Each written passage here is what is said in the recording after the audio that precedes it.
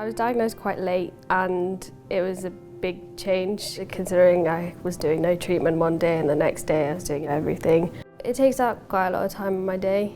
Around 15 to 20 minutes in the morning to do my neb, my spray, my douche. Around 10 minutes before I go to bed to do my physio, my douche again, my spray again and my tablets again. Every year I have an annual assessment and that goes through basically all the tests you can think of. So CLIMB-CF is a project that we're running here at the Brompton, and the aim of the project is to find out if it is possible to monitor children and young people with CF at home using a mobile phone app and some mobile Bluetooth technology.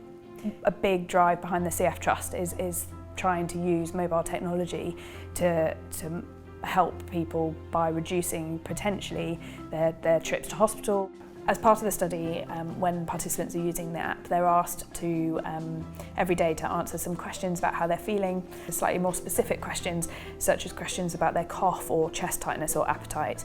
Every participant will be able to see their own trend graph so they can see how they've been doing.